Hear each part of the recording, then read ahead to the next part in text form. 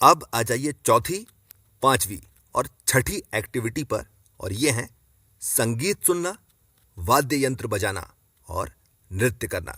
इन तीनों ही कामों के बहुत सारे फायदे होते हैं, जिनमें से सबसे पहला फायदा ये होता है कि इन तीनों ही कामों से तनाव दूर होता है। दूसरा फायदा ये होता है कि न केवल सीखने की क्षमता बढ़ती है, बल्कि याददाश्त भी बहुत अच्छी होती है। तीसरा फायदा यह है कि इससे न केवल मानसिक शक्ति बल्कि शारीरिक शक्ति का भी विकास होता है और शरीर के एक एक अंग पर पूरा अधिकार स्थापित होता है।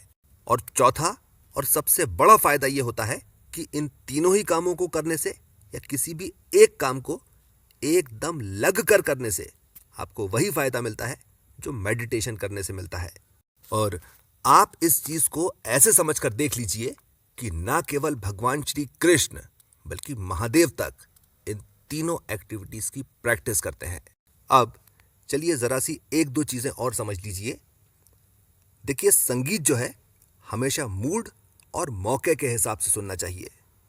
वाद्य यंत्रों में स्ट्रिंग इंस्ट्रूमेंट्स में गिटार बजाना सीखना चाहिए, विंड इंस्ट्रूमेंट्स में माउथ ऑर्गन, परकशन इंस्ट्रूमेंट्स में बांगो और कीबोर्ड इंस्ट्रूमेंट्स में सिंथेसाइजर बजाना सीखना चाहिए।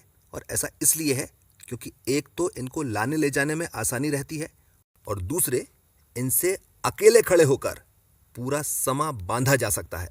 और रही बात डांस की, तो देखिए डांस के बहुत सारे फॉर्म्स होते हैं और उनमें से किसी एक को भी पूरी तरह से नहीं सीखा जा सकता, और इसीलिए भांगड़ा, गरबा और बॉलीवुड डांस सीखना चाहिए।